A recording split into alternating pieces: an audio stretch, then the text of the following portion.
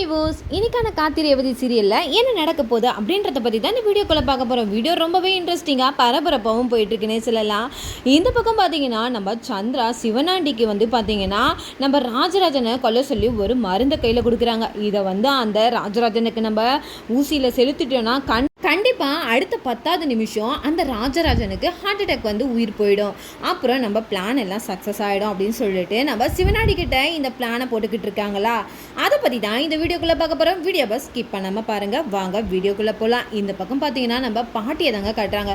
பாட்டி ரொம்பவே மன வலியோடு வராங்க. ஆனால் நம்ம சாமுண்டீஸ்வரி நம்ம ராஜராஜனை பார்க்க விடாமல் தடுக்கிறாங்க. ஆனால் அந்த இடத்துல நம்ம ரேவதி நம்ம சாமுண்டீஸ்வரியை எதிர்த்து கேள்வி கேட்குறாங்க. கேட்டதுமே நம்ம சாமுண்டீஸ்வரிக்கு ஒன்றுமே பேச முடியல. இதே இடத்துல நாங்கள் இருந்திருந்தா நீங்கள் என்ன பண்ணியிருப்போமா அப்படின்னு சொல்லிட்டு ரேவதி கேட்க நம்ம சாமுண்டீஸ்வரியால் பதில் சொல்ல முடியல. ஒரு கட்டத்தில் நம்ம ரோகிணியுமே இந்த இடத்துல பேச ஆரம்பிக்கிறாங்க. எதுக்காக இப்படிலாம் பண்ணிக்கிட்டு இருக்கீங்க? ஒரு பெத்த அம்மாவை ஒரு பிள்ளையை பார்க்க விடக்கூடாதுன்ட்டு இத்தனை வருஷமாக தான் தடுத்துட்டு இருந்தீங்க.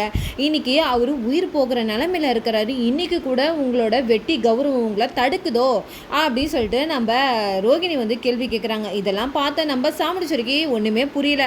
சரி கொஞ்சம் பார்த்து தான் விடலாமே அப்படின்னு சொல்லிட்டு கொஞ்சம் அமைதியாக இருக்காங்க. ஆனால் அந்த என்னடா சந்திராவை இன்னும் காணோம் அப்படின்னு நம்ம நினச்சோம். அதுக்கேற்ற மாதிரி சந்திரா வந்துட்டு என்னக்கா இப்படிலாம் பேசிக்கிட்டு இருக்காங்க, போகிற போக்க பார்த்தா இந்த கிளவி நம்ம குடும்பத்தில் ஒன்று சேர்ந்துடும் போல், மாமாவுக்கு இப்படி இருக்கணும்னு தெரிஞ்ச உடனே உள்ளே பூந்துக்கிறாங்களேக்கா, இப்படிலாம் இருந்தால் இவங்க நாளைக்கே மாமா பொழைச்சி வந்துட்டாருன்னா எல்லாருமே குடும்பமாக ஒன்று சேர்ந்து உள்ளே வந்துடுவாங்க போல் அப்படின்னு சொல்ல, அதுக்கெல்லாம் நான் விட மாட்டேன் சந்திரா, என்ன நினச்சிக்கிட்டு இருக்காங்க, இன்னைக்கு மாமாவோட நிலைமைக்கு நானும் காரணம் அப்படின்றதுக்காக தான் நான் அமைதியாக இருக்கேன். அதனால தான் இன்னைக்கு இந்த புள்ளப்பூச்சி எல்லாருமே எனக்கு பயந்தவங்க எல்லாருமே இன்னைக்கு என் முன்னாடி நின்று பேசிக்கிட்டு இருக்காங்க அப்படின்னு சொல்லிட்டு நம்ம பாட்டியும் குறிப்பிட்டு அந்த இடத்துல நம்ம சாமுண்டீஸ்வரி சொல்கிறாங்க.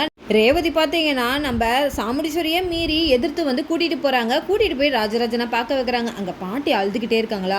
உடனே பாட்டி நீங்கள் அழுதுகிட்டே இருக்காதீங்க, இது மட்டும் அப்பாவுக்கு தெரிஞ்சதுன்னா கண்டிப்பாக அப்பாவுக்கு ரொம்ப வருத்தமாக இருக்கும். அப்பா ரொம்பவே ஸ்ட்ராங்கானவர், அவர் கண்டிப்பாக கண் முழிச்சிருவார், நீங்கள் வேணால் பாருங்களேன், இவங்களை அம்மான்னு கூப்பிட போகிறாரு அப்படின்னு சொல்லிட்டு நம்ம ரேவதி ரொம்பவே தன்னம்பிக்கையோடு அந்த இடத்துல பேசிக்கிட்டு இருக்காங்க. இதை பார்த்தா நம்ம பாட்டி சொல்கிறாங்க, இது எல்லாமே எனக்கு புரியுதுமா, ஆனால் என் பையன் நான் எவ்வளோ தூரம் அவனை வளர்த்துருப்பேன், ஒரு குறிப்பிட்ட காலங்க அப்புறம் அவன் என்னை விட்டு போயிட்டான், இன்றைக்கி அந்த பிள்ளை எனக்கு இல்லைன்னா எனக்கு எவ்வளோ கஷ்டமாக இருக்கும், எல்லாரும் மறந்துட்டீங்க அப்படின்னு சொல்லிட்டு நம்ம ரேவதியோட ஞாபகத்தை அவங்க சம்மந்தப்படுத்தி பேசும்போது நம்ம ரேவதிக்கு ஒன்றும் புரியாமல் திருத்தன்னு முடிக்கிறாங்க. அது இல்லைம்மா, நான் உங்கள் அம்மா எல்லா பழசையும் மறந்துட்டான் அப்படின்னு சொல்லிட்டு தாம்மா சொல்கிறேன் அப்படின்னு சொல்கிறாங்க. அந்த இடத்துல நம்ம பாட்டி பூசி முழிக்கிறாங்க. அதுக்கப்புறம் பாட்டியும் பார்த்துட்டு வந்துடுறாங்க. உடனே நம்ம மயில் அழுதுகிட்டே இருக்காங்க. பாட்டி நீங்கள் எதுக்கும் கவலைப்படாதீங்க, மாமா கண்டிப்பாக கண்ணு முழிச்சிருவார் அப்படின்னு சொல்லிட்டு பாட்டியோட நிலைமையை கண்டு எல்லாருமே அழ ஆரம்பிக்கிறாங்க. இந்த பக்கம் கார்த்தியை தாங்க காட்டுறாங்க. கார்த்தியும் என்ன பாட்டி எப்படி வந்தீங்க அப்படின்னு கேட்குறாங்க.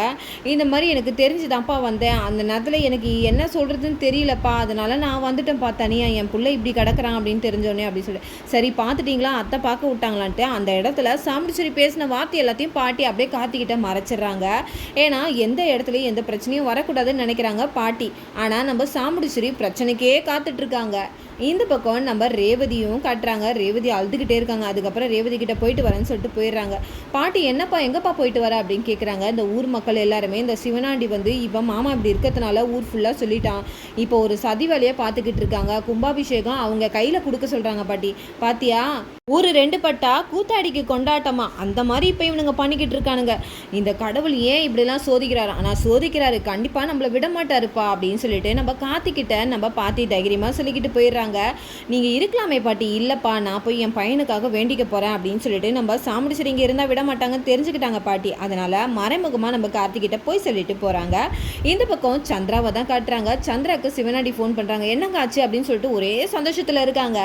என்னங்க ஊர்க்காரங்க சொன்னாங்க, ஊர்க்காரங்களா அந்த கார்த்திக்கு சாதகமாக தான் சொல்லிட்டு போகிறாங்க. அவன் போயிட்டு ஊர் மக்கள்கிட்ட சொல்கிறாங்க, எங்கள் மாமாக்காக நீங்கள் வேண்டிக்கங்க முடிஞ்சா அப்படின்னு சொல்லும் போது அந்த ஊர் மக்களும் சரி நாங்கள் வேண்டிக்கிறோம், நீங்கள் கவலைப்படாதீங்க அப்படின்னு சொல்லிட்டு அனுப்புகிறானுங்க அந்த ஊர்க்காரங்க. அவனுங்க கிட்ட போய் என்ன அவனுங்க கிட்ட போயிட்டு என்ன சொல்ல சொல்கிற அப்படின்னு சொல்லிட்டு நம்ம சந்திரா கிட்ட நம்ம சிவனாண்டி சொல்கிறாங்க. சந்திரா சிரிக்கிறாங்க. ஆரம்பித்தவங்க நிறுத்தவே இல்லை. என்ன சந்திரா நீ சிரிச்சுக்கிட்டே இருக்க அப்படின்றாங்க. ஏங்க இப்போ உங்களுக்கு ஒன்று புரியுதா?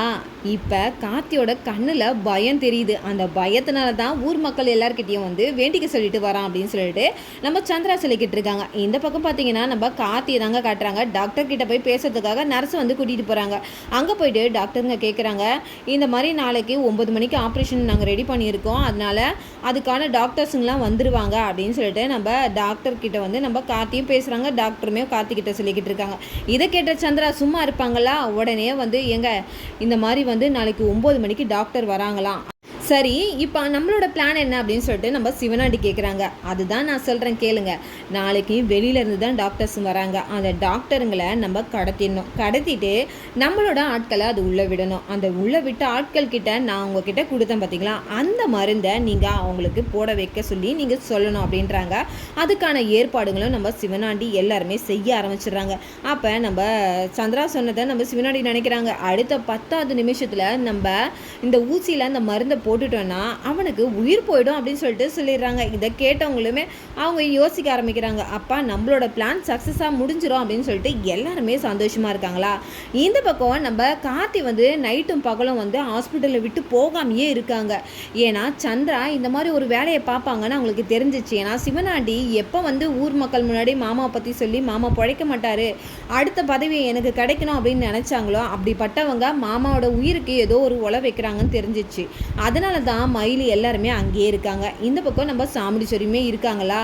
ஒரு பக்கம் நம்ம கார்த்தி போயிட்டு நம்ம சந்திரா கிட்ட வந்து பேச ஆரம்பிக்கிறாங்க. ஏங்க ஏதாவது மாமாவுக்கு உங்களால் ஏதாவது ஆபத்து வந்தால் நான் சும்மா இருக்க மாட்டேன் அப்படின்னு சொல்லிட்டு இதை பார்த்த சந்திரா சிரிக்க ஆரம்பிச்சிடுறாங்க. என்னங்க சிரிக்கிறீங்க? ஐயோ உன்னோட பயத்தை பார்த்தேன்டா, அதுக்கு தான் நான் இப்போ சிரிக்கிறேன். என்கிட்ட வந்து என்னோடய மாமாவுக்கு ஏதோ ஆச்சுன்னா சும்மா விட மாட்டேன்னு சொல்கிறியே, அதுலேருந்தே தெரியல உன் கண்ணில் நான் பயத்தை பார்க்குறேன் அப்படின்னு சொல்லிட்டு. இதெல்லாம் ஒரு பயம் இல்லைங்க, ஆனால் கண்டிப்பாக நாளைக்கு எங்கள் மாமாவுக்கு மட்டும் ஏதாவது உயிருக்கு ஆபத்து ஏற்பட்டுச்சுன்னா உங்களை நான் சும்மா விட மாட்டேன்னு சொல்லிட்டு நம்ம கார்த்தி எச்சரிக்கிறாங்க.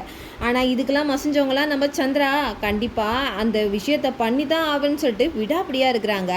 இந்த பக்கம் நம்ம சிவனாண்டிக்கு ஃபோன் பண்ணி சிரின்னு சிரிக்கிறாங்க. இந்த மாதிரி கார்த்தியோட கண்ணில் நான் நேருக்கு பயத்தை பார்த்தேங்க அப்படின்னு சொல்லிட்டு. இந்த பக்கம் இது கார்த்திக்கு நல்லா தெரிஞ்சிடுச்சு. அதனால் சந்திராவை ஃபாலோ பண்ணுறதுக்கு ஒரு ஆளை வந்து ஏற்பாடு பண்ணிடுறாங்க. அதுதாங்க நம்ம மயில் வந்து நம்ம சந்திரா என்னென்னலாம் பண்ணுறாங்க, எங்கெல்லாம் போகிறாங்கன்றத சந்திரா வந்து பண்ணுற ஒவ்வொரு விஷயத்தையும் வந்து நம்ம மயில் வந்து ஆதாரத்தோடு எடுத்துக்கணும் அப்படின்னு மயில் கிட்ட சொல்லிடுறாங்களே. இந்த வேலையை அவங்க எப்போ ஆரம்பிச்சிட்டாங்க, நம்ம சந்திரா எங்கெங்கெல்லாம் போகிறாங்க என்னென்னலாம் பண்ணுறாங்கன்றத நம்ம சிவனாண்டி கிட்ட அந்த மருந்து கொடுத்தது முதல் கொண்டுமே நம்ம மயில் வந்து ஆதாரத்தோடு எடுத்து வச்சுருக்காங்க. இது நம்ம சந்திராவுக்கு தெரியாதுல்ல. நாளைக்கு காலைல வர டாக்டரை நம்ம சந்திரா கடத்தணும்னு முயற்சி பண்ணிட்டாங்க. சந்திரா ஹாஸ்பிட்டலில் நின்று நினைக்கிறாங்க, ஏண்டா உங்கள் மாமாவுக்காக நீ இவ்வளோ தூரம் வந்து பேசுறியடா, இவ என்னோட தாலியே பறித்து இன்னைக்கு என் புருஷன் கூட என்னை வாழ விடாமல் இவ கூடயே வச்சுக்கிட்டு இருக்கா, நான் இவ்வளோ சும்மா விடுவேனா, அந்த ஒரு கோபம் தாண்டா இந்த அளவுக்கு என்னை கொண்டு வந்திருக்கு அப்படின்னு சொல்லிட்டு நம்ம சந்திரா மனசுக்குள்ளே நினைக்கிறாங்க. அப்போ நம்ம கார்த்தியுமே வந்து இவங்களால எந்த ஆபத்தும் வந்துடக்கூடாதுன்னு சொல்லிட்டு ரொம்பவே கவனமாக இருக்காங்க. ஆனால் நம்ம சந்திரா என்ன பண்ணுறாங்க, காலையில் வழக்கம் போல் ஆப்ரேஷனுக்கான ஏற்பாடுகள்லாம் நடந்துக்கிட்டு இருக்கு. அந்த இடத்துல வரக்கூடிய டாக்டருங்களை எல்லாரையும் வந்து கட்டி போட்டுடுறாங்க. இந்த பக்கம் டாக்டருங்களை அவங்க ஆட்களை உள்ளே அனுப்புகிறாங்க. அவங்களுமே வழக்கம் போல் எல்லாருமே ஆப்ரேஷன் தியேட்டருக்குள்ளே நுழைஞ்சிடுறாங்க. ஆனால் மண்டை மேலே இருக்கிற கொண்டையை மறந்துட்டேன் அப்படின்ற மாதிரி சீப் டாக்டர் இருக்காங்க அப்படின்றது தெரியாமையே நம்ம சந்திரா மற்ற டாக்டருங்களை எல்லாரையும் வந்து கடத்திட்டாங்க. ஆனால் சீப் டாக்டரை விற்றுட்டாங்க. இந்த பக்கம் நம்ம சீப் டாக்டர் வராங்க. ரேவதி எல்லாருமே நின்றுட்டு இருக்கும் போது இந்த மாதிரி வந்து வரவங்க இன்னும் வரலப்பா, அதனால் ஆப்ரேஷன் கொஞ்சம் தாமதமாக நடக்கும் அப்படின்னு சொல்கிறாங்க.